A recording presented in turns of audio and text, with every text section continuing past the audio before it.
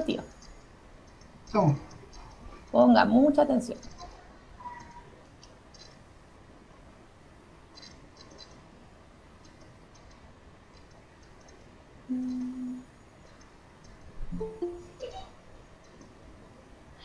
Ahí sí. Ya. Lo que estamos estudiando es la llegada de los españoles a América.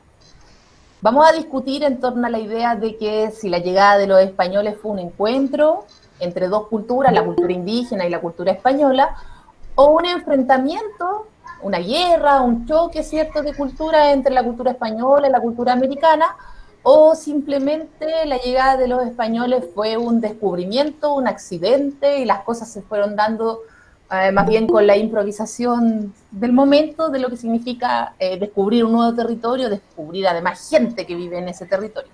Gente que además estaba muy lejos de la idea de civilización que tenían los españoles. Ponga atención. ¿Qué factores o causas hacen posible o determinan la llegada de los españoles y no de otro pueblo a América? La razón, la causa está en el surgimiento del Estado moderno.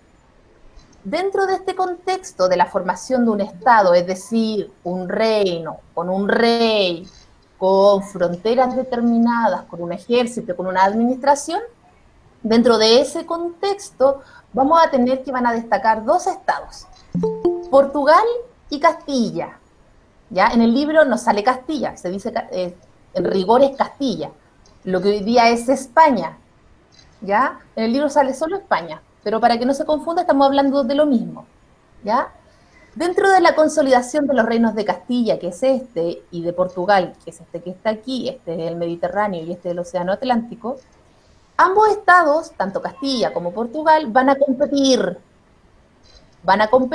entrar en una especie de rivalidad por quién llega primero a la India. Los europeos sentían la necesidad de buscar una ruta para llegar a la India, ¿para qué? Para conseguir especias, metales preciosos, telas para el comercio. ¿Ya? El comercio va a ser el motor que va a impulsar la navegación de los españoles y de los europeos en general. ¿Ya? Y junto con eso, en el caso español, en el caso de la corona de Castilla, ellos que eran muy católicos, ellos van a querer expandir la fe católica. Recuerde que en el territorio que está aquí, que no se ve, que es el territorio alemán, se produce la reforma religiosa.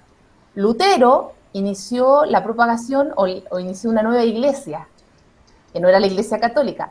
Entonces los castellanos, preocupados del avance de las ideas protestantes, de las ideas de Lutero, lo que querían era descubrir nuevos territorios para comercializar, pero también para poder evangelizar bajo la fe católica. ¿Ya? En este punto, jóvenes, vamos a ir mezclando los temas que ya han estado estudiando en su casa y este contenido nuevo que son las navegaciones ultramarinas.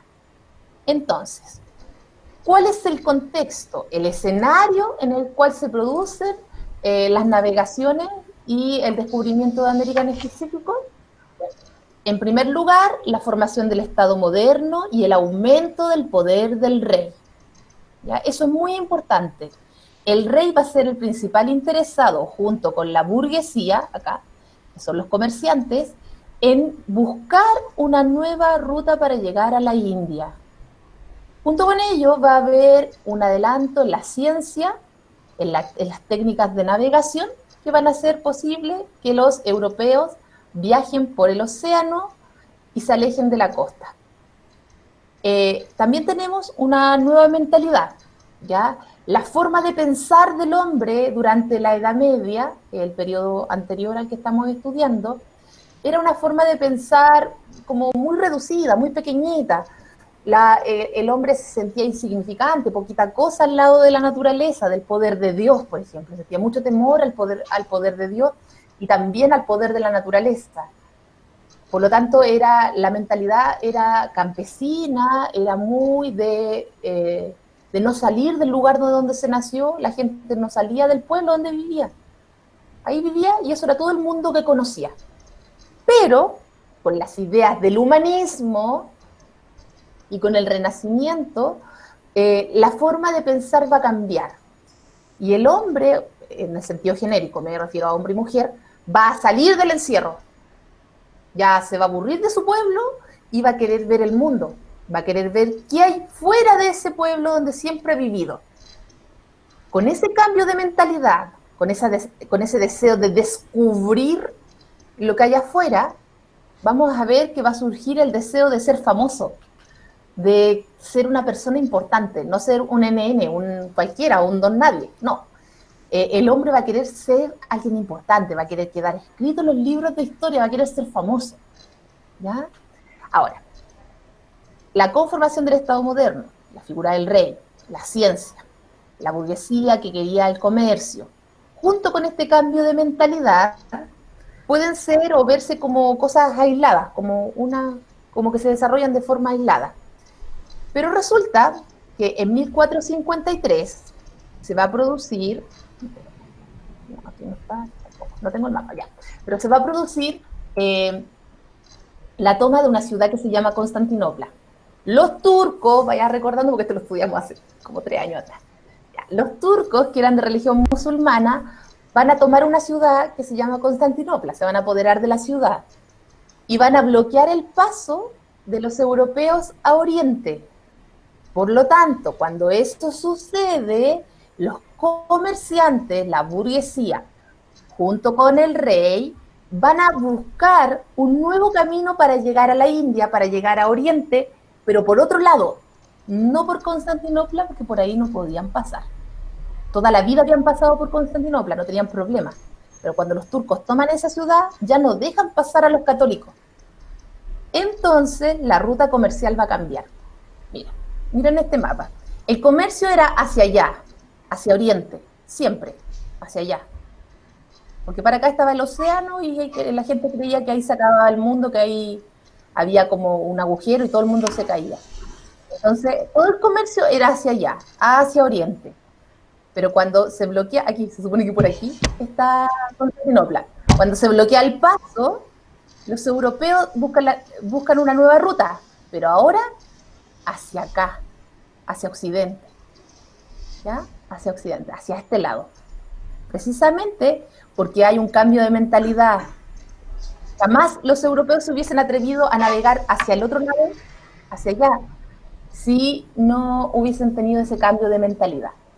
Y en ese contexto, España y Portugal, que están aquí, España y Portugal, van a tener una posición de ventaja. Van a estar en un lugar estratégicamente ubicados. Va a ser muy ventajosa esta posición para poder navegar por el Océano Atlántico. ¿Ya? Ese es el contexto, jóvenes. El contexto en el cual se producen los viajes de navegación que van a tener como principales símbolo el descubrimiento de América, pero también se produce en el descubrimiento de otros territorios. ¿Ya? Ahí está. ¿Qué territorios fueron explorados por españoles y portugueses?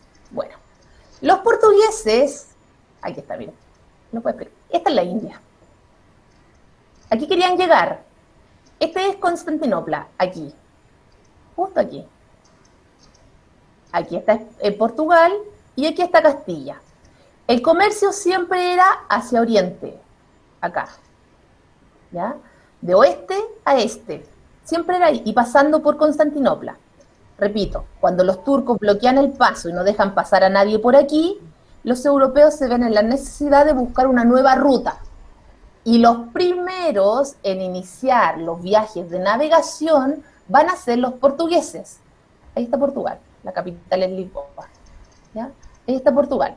Los primeros en iniciarse en la navegación van a ser los portugueses y van a explorar el territorio que les queda más cerca, que es África. Como usted puede ver, realizan distintos viajes y van a ser los primeros que van a llegar en definitiva a la India. Los portugueses se quedan con el comercio con la India, ¿ya? Pero además descubren que navegando por África, descubren dos negocios. Descubren que pueden comercializar con los esclavos africanos, con la población africana, la pueden vender como esclavos en Europa y Asia, y además descubren que de África pueden extraer el oro. Por lo tanto, triple ganancia. Los portugueses se quedan con la navegación por África, con el comercio de esclavos y oro, y además llegan primero a la India. ¿Ya? Eso es muy importante. Ya, me lo voy a saltar. Pasamos a los proyectos de exploración española. Los españoles se demoraron más que los portugueses en iniciar la navegación por el Atlántico, precisamente porque tenían problemas en su territorio, hasta que finalmente logran establecer la paz, se unifica el reinado y surge esta necesidad de buscar una nueva ruta a la India, pero Castilla está aquí. Como Portugal empezó los viajes primero, Portugal no permitía que ningún otro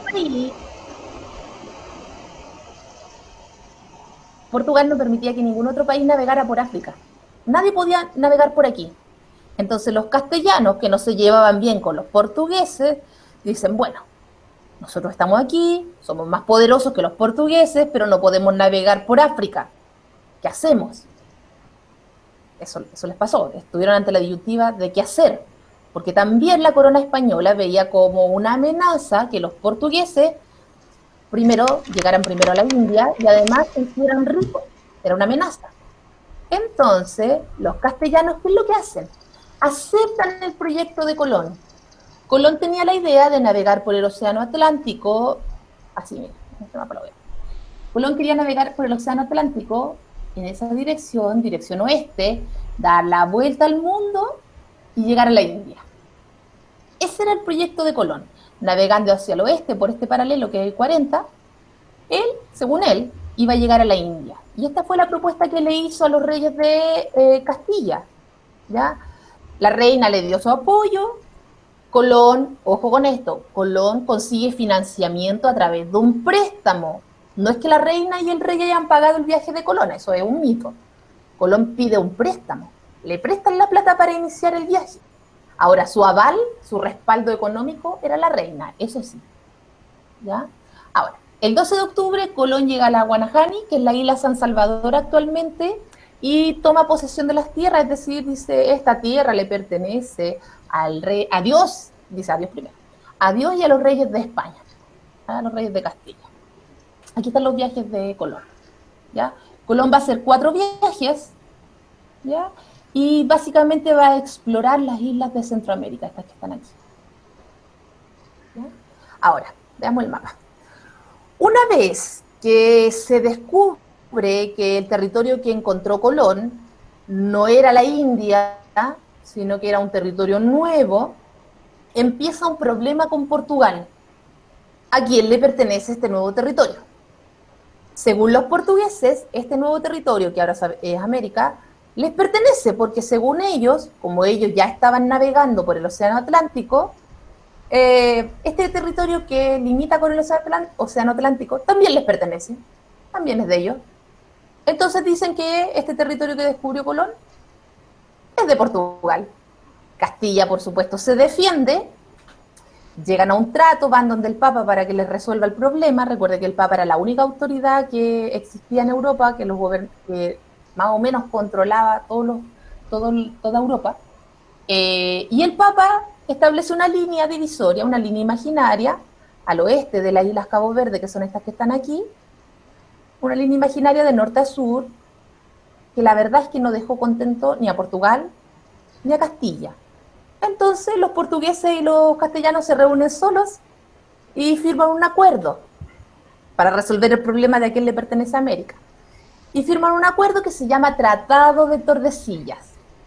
Y dice, a 370 leguas, son como kilómetros pero en el mar, a 370 leguas de las Islas Cabo Verde, es decir, más o menos por aquí, estoy inventando, por aquí, se va a establecer una línea imaginaria de norte a sur que va a establecer lo siguiente, repito, Tratado de Tordesillas. Al oeste de la línea imaginaria, que está, al oeste va a ser para Castilla, para España, y al oeste va a ser para Portugal. Así, los portugueses logran mantener el control sobre el territorio africano y los castellanos se quedan con el territorio nuevo que es América. Ahora, Esta línea imaginaria llamada Tratado de Tordesillas va a tener como resultado, primero, se acaban los problemas entre Castilla y Portugal. Segundo, cada cual, España en su lado y Portugal en su lado, empiezan a conquistar el territorio. Pero resulta que esta línea imaginaria, una parte del territorio que aquí se alcanza a ver, que es Brasil actualmente, queda del lado de Portugal. Entonces, según el Tratado de Tordesillas, que es esta línea imaginaria, este pedacito quedaría para Portugal. Pero eso lo descubrieron después. ¿Ya? Pero en virtud del mismo tratado, los portugueses conquistan el territorio que hoy día es Brasil. ¿Ya? Por eso en Brasil no hablan en principio español, sino que su idioma oficial es el portugués, porque fueron una colonia de Portugal como consecuencia del Tratado de Tordesillas. Ya expliqué todo eso. Ya, aquí está. Me había olvidado que tenía esto. Ya, miren. Esta es la línea que hicieron primero, con la que no estuvieron de acuerdo ni Portugal ni Castilla. Y este es el Tratado de Tordesillas, la línea verde. ¿Ya? La línea verde que está aquí, repito, es el Tratado de Tordesillas, que establece el espacio que le corresponde a Castilla y el espacio que le corresponde a Portugal. ¿Ya? Y como usted puede ver, este pedacito que está aquí queda en poder de Portugal, lo que le da derecho a Portugal de conquistar este territorio que actualmente es Brasil. Con la firma del Tratado de Tordesillas se pone fin al conflicto entre España y Portugal y desde ese momento cada cual, España, se dedica a conquistar el territorio que descubrió y Portugal se dedica a explotar, a negociar con el oro de África y con los esclavos que también saca de África y con el control de la ruta comercial hacia la India. Eso no importa, eso lo vemos en la próxima clase. Jóvenes, me extendí mucho, ¿ya?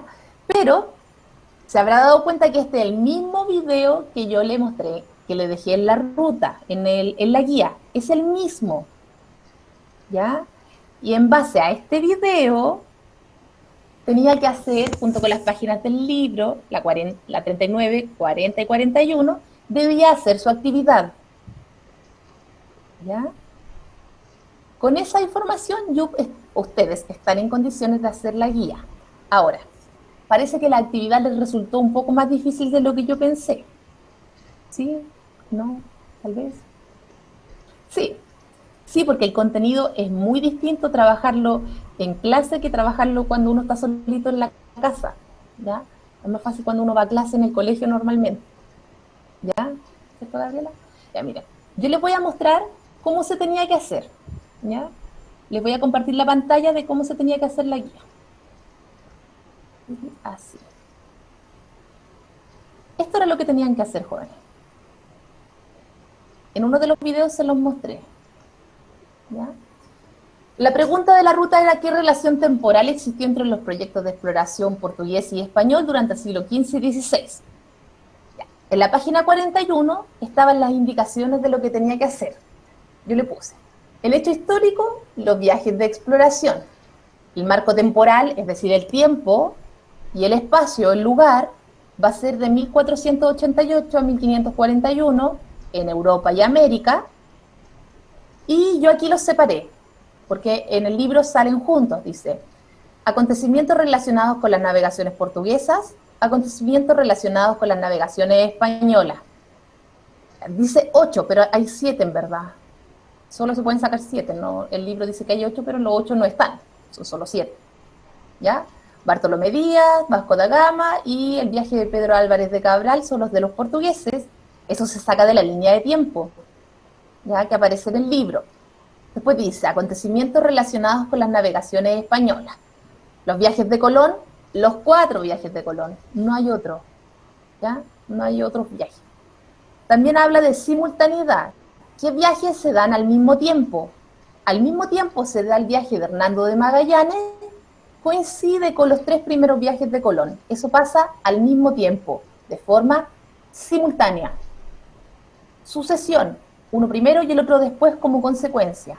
Los viajes de el viaje de Vasco da Gama con el viaje de Pedro Álvarez de Cabral. en el caso de Portugal. Y después había que nombrar hechos de tiempo corto, el Tratado de Tordesillas. Hechos de tiempo medio, la expansión española, el proceso de navegación por el Océano Atlántico. Y hechos de larga duración, el comercio. La motivación para los descubrimientos geográficos, para la navegación por el Océano Atlántico, es la búsqueda de nuevas rutas comerciales. Por lo tanto, el comercio va a ser el motor de búsqueda de nuevos territorios, pero también va a ser una constante, porque después que se establece el dominio sobre el continente americano, el comercio va a ser una constante entre Europa, América y África. Se establece una especie de triángulo, ¿ya? África otorgaba esclavos africanos, Europa productos elaborados, y América proporcionaba para el comercio materias primas, elementos, recursos naturales extraídos de la tierra, ¿ya? Y oro y plata, por supuesto. Y por último dice, ¿qué relación temporal existió entre las navegaciones portuguesas y españolas? Yo le puse lo siguiente: los portugueses inician temporalmente primero las navegaciones por ultramar y marcan el ritmo de las exploraciones que vienen después, las sucesivas. Se van a producir descubrimientos geográficos de forma simultánea. Están aquí. ¿Ya? Ahí puse. Y como en el caso de y también de forma sucesiva, como el caso de Vasco da Gama y Álvarez de Cabral en el caso de Portugal. ¿Ya? Eso, en el fondo, la 10 es un resumen de todo lo anterior.